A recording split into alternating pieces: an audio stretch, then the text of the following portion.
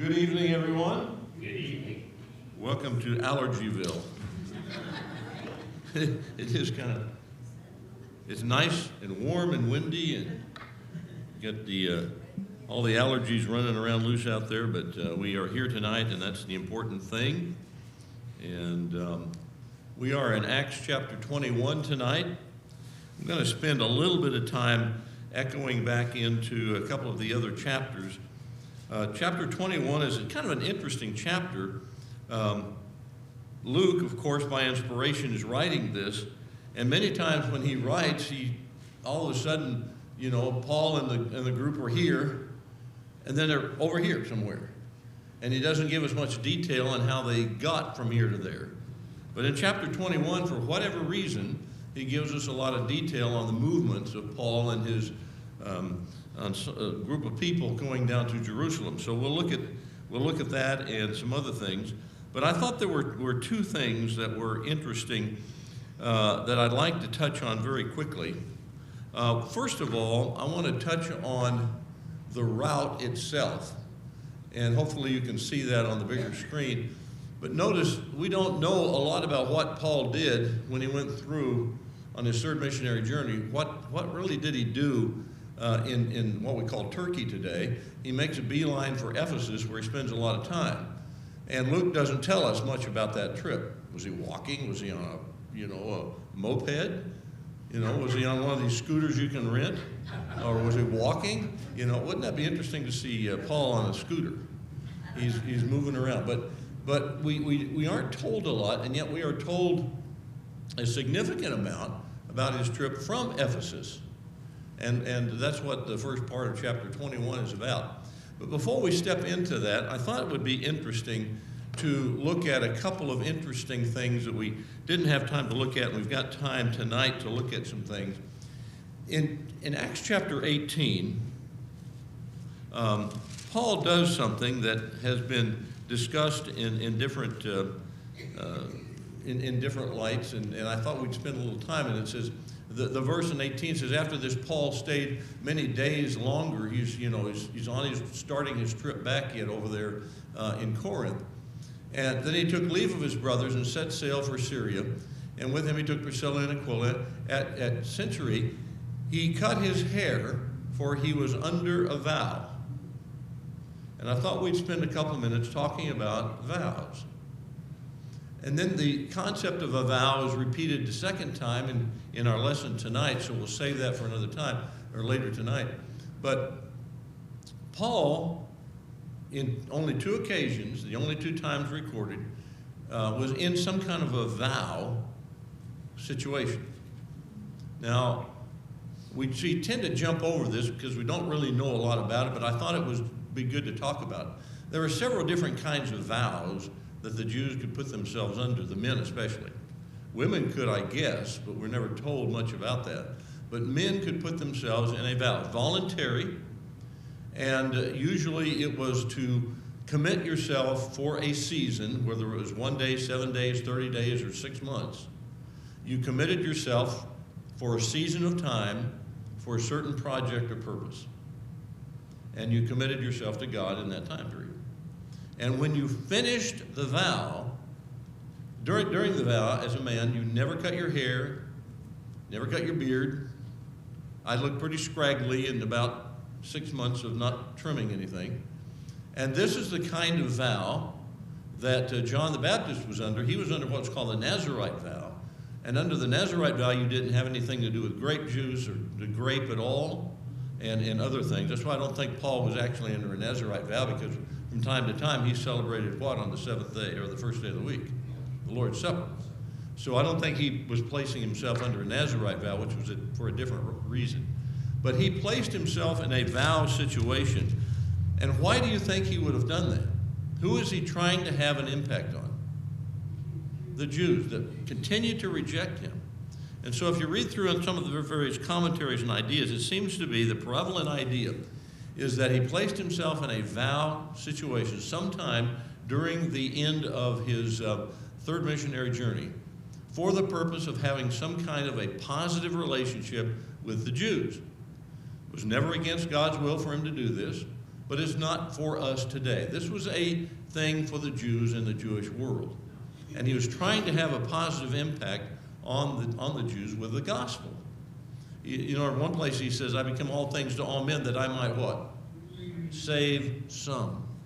So without distorting the gospel message itself, he would go through some of these rituals to try to have a positive impact on the Jews. Well, this comes up again in chapter 21, and that's why I wanted to talk about it here. So when we get to that, I'll talk about that in a little bit more detail. But there are several things about vows that I thought was worthy of our time. Paul had apparently placed himself under a vow while on a third missionary journey, as we said, probably to have an impact on the Jewish folks he was trying to convert to the gospel. Nazirite vows were considered the most significant ones, but this was probably not what Paul placed himself under because of the forbidding of certain activities, including the drinking of the grape juice on the first day of the week. The hair and beard were not cut during the period of time, but at the end of the vow, and this is important, at the end of the vow, you would shave your head and your beard. And people in seeing this would know that you have been in a time of commitment. It also was a way of showing that you were under a vow and that you were relating yourself to that situation. Now, what do you think Paul would have been committing himself to? The preaching of the gospel to the Jews. And this was his way of showing them that he was, one of their own, trying to convince them. Vows were taken to separate yourself, as we said, for special work. They lasted usually 7 days, and we're going to see that in chapter 21. 30 days was a long one, very unusual if you went 6 months. Now, John the Baptist was on a Nazirite vow, which means that from the time that he was committing himself to this, probably, basically from birth, he did not shave or cut his hair, and he must have really looked like a crazy guy out there wearing all the clothes that he did. And God used that as a way of attracting attention to him and ultimately to his message. So he was truly under a Nazirite vow. But Paul was trying to have a positive impact on the Jews, and he kept his vow and was now heading back to Jerusalem because it was at Jerusalem that you finished your vow. And that's where you went and you paid a temple amount, and you consecrated yourself to God for that period of time. Well, that's going to become very important in chapter 21. That's why I wanted to go over some of this now. So there's only 2 places in the New Testament regarding vows, the 2 that we've looked at. Some want to say that the men that took an oath to kill Paul when he was going to be taken down to Caesarea later on, we've studied that in a week or so, but they weren't really in a vow situation, they were just in an oath to each other. So that wasn't a true vow.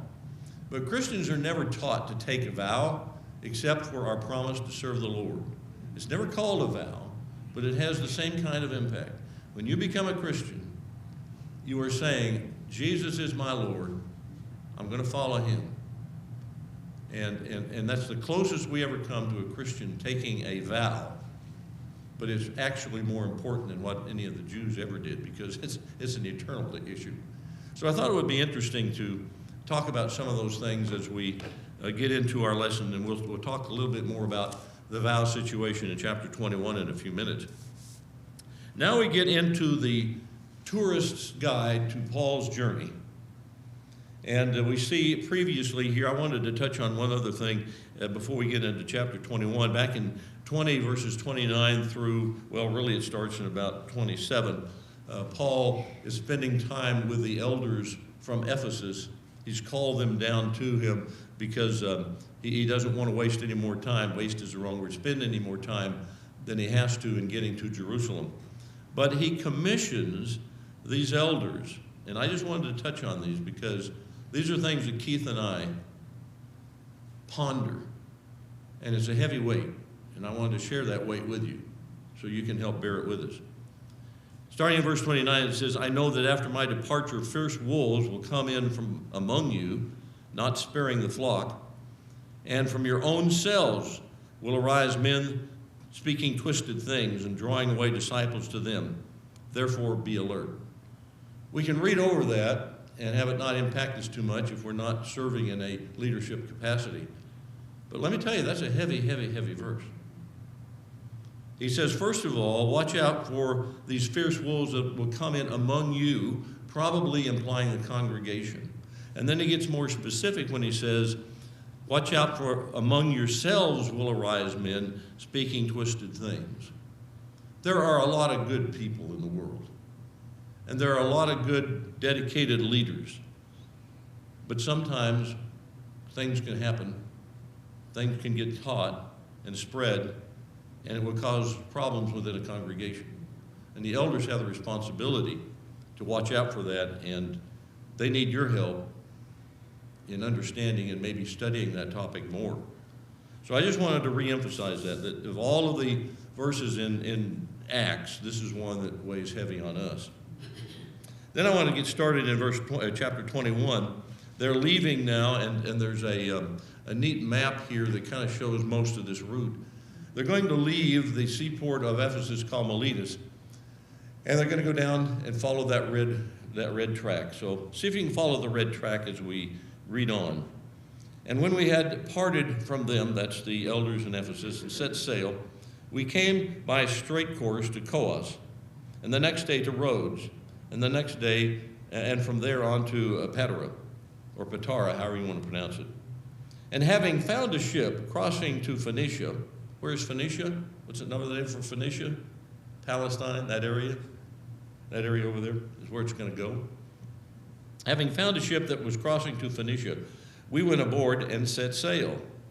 And when we came into sight of Cyprus, leaving it on the left, we sailed to Syria and landed in Tyre, for the ship was to unload cargo there. So they're landing in Tyre, it's a main destination for this ship, and it probably is going to take them about 4 to 5 days to make this sailing. Depends on the weather, depends on the wind.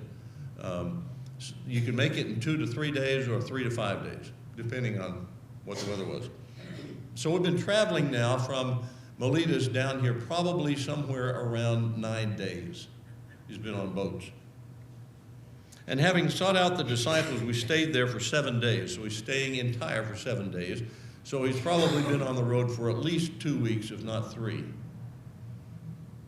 But he still wants to get to Jerusalem.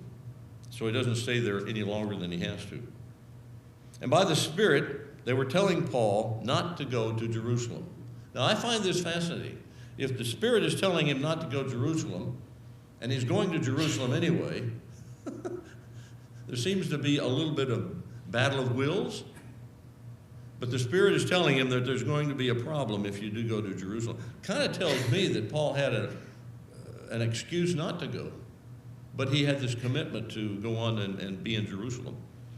And when our days there were ended, we departed and went on our journey, and they and their wives and their children accompanied us down to the outside the city, and kneeling at the beach, we prayed and said farewell to one another.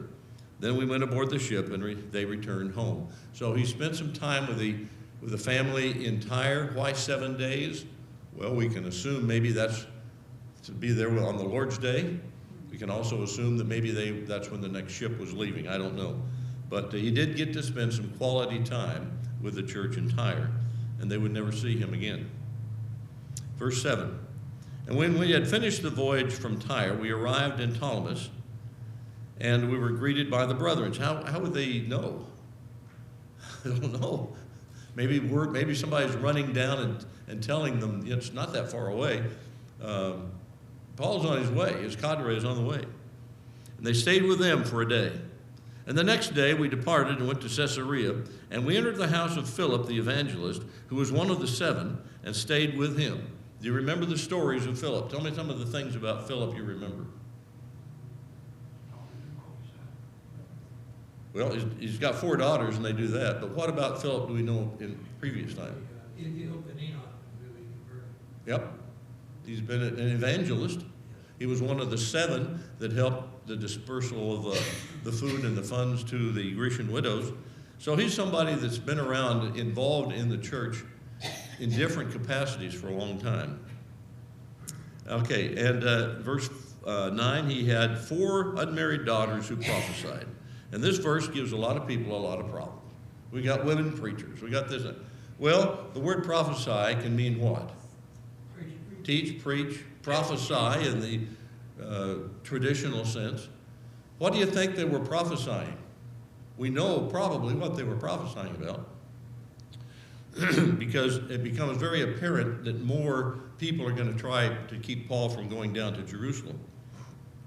And while we were staying there for many days, a prophet named Agabus came down from Judea, probably Jerusalem, and coming to us, he took Paul's belt and bound him hand and foot and said, "Thus the Holy Spirit says, this is how the Jews in Jerusalem will bind the man who owns this belt and delivered him into the hands of the Gentiles." So that's probably what they were prophesying or foretelling, because it's kind of becoming a well-known future prospect for Paul. When you go to Jerusalem, expect trouble. If you knew that your good friend was going to be in trouble, would you not try to you try to keep him from going? But Paul has in his mind, he's bound to go there. So we'll talk about some of these things in just a minute. So thus says the Holy Spirit, this is how the Jews at Jerusalem will bind the man who owns this belt and deliver him to the hands of the Gentiles. When we, notice the we, when we heard this, we and the people urged him not to go to Jerusalem. Who do you think is included in the we? The person's writing this by inspiration, Luke, right? So Luke is probably included in the we. And verse 13, then Paul answered, "Why are you doing this, weeping and breaking my heart? For I am not only ready to be in prison, but even to die in Jerusalem for the name of the Lord Jesus." And since he would not be persuaded, we ceased, and he ceased and said, "Let the will of the Lord be done." How many times do we say something like that? It's just, I can't change it. God's in charge. Let the will of the Lord be done. Shouldn't that be part of our prayers as well? I mean, he wants to get down there. They don't want him to go, but he needs to go for his own, to complete his task, his journey. Notice on this particular trip, he does not ever go back to Antioch. When he leaves on the third missionary journey and goes up through Turkey and winds his way back and forth and finally comes back, he doesn't ever go back to Antioch, which has been his home congregation for all these many years. And after these days, we got ready and went up to Jerusalem, and some of the disciples from Caesarea went with us, bringing us to the house of Manason of Cyprus, an early disciple with whom we would lodge. So Paul and his company have spent a couple of weeks at least sailing to Caesarea all the way down from Miletus. Paul spends a lot of time on boats, getting, I guess we could say he was in the Navy. He found believers at every stop. Now, I find this fascinating.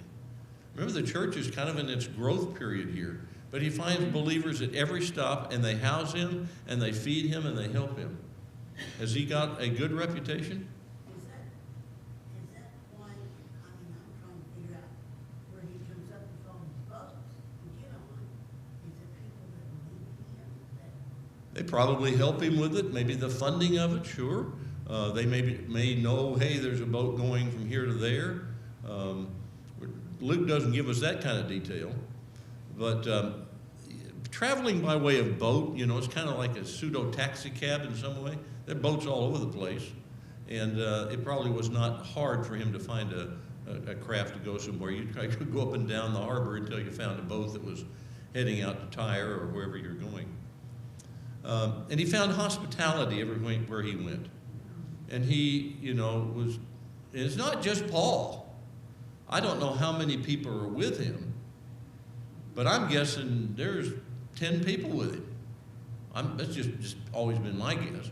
But we know he's got Luke, and I'm thinking that he's got other people with him. It's not just 2 or 3 people on the boat. That's always been my assumption, my guess. But the fact that he would go and spend time with Philip, I don't really know if he knew Philip well or at all before. I'm kind of thinking he did. But he has not spent a lot of time since he became a Christian down in this part of the world. He probably grew up, being from Tarsus and then coming down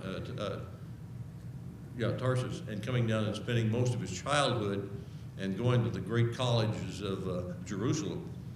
But whether or not he knew Philip very well or not, we do not know. But Philip was well known and apparently very inviting and hospitable. And I think that is a message that we get all the way through here. So why do you think Luke gives us all of these travel details when he doesn't give us much detail about the front end of this missionary journey?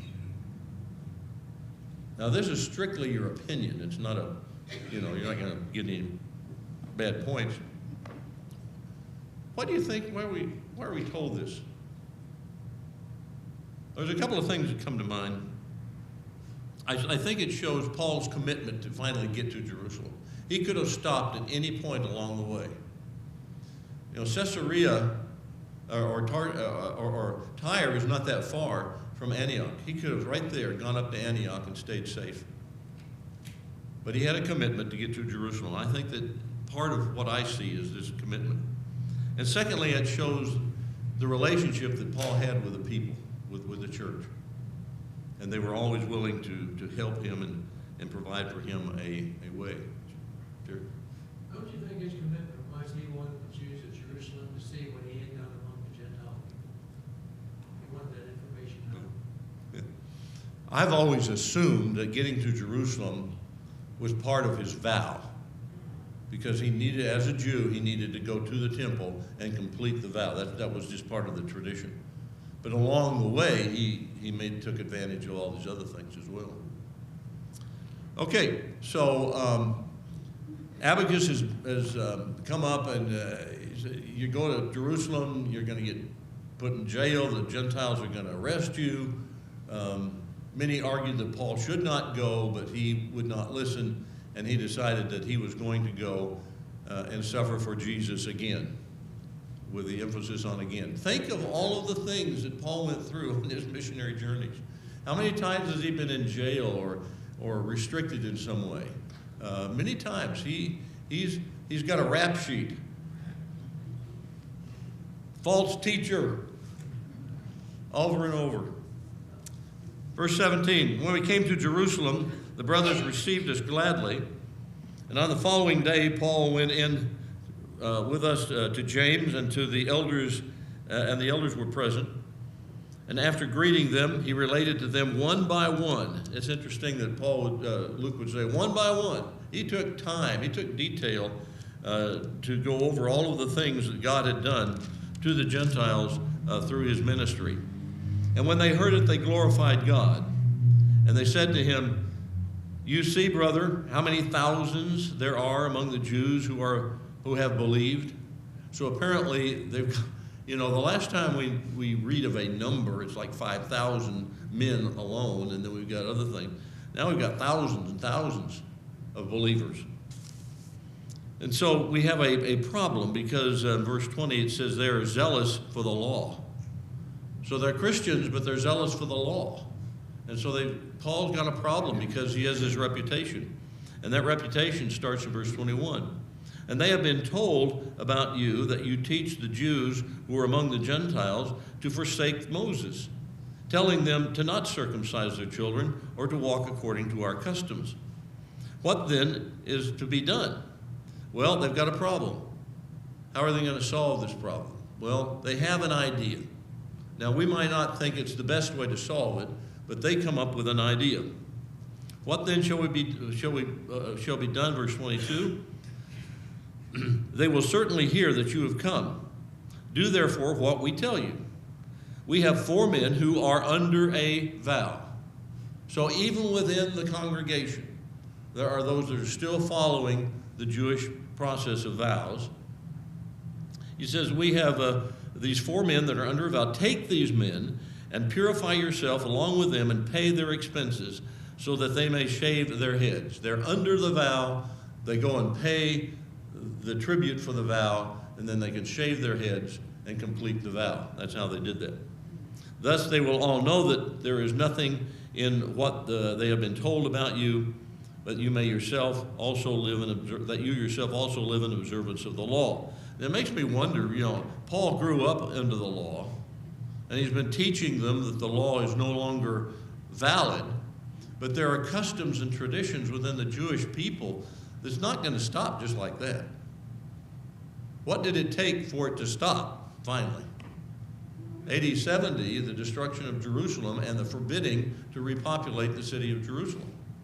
And from that point forward, then, though it was a lot easier not to go to the temple because it no longer existed. So he's going to take these men, pay their expenses, they can shave their heads and complete their vow, and Paul can also complete his at the same time. And verse 25, but to the Gentiles who have believed,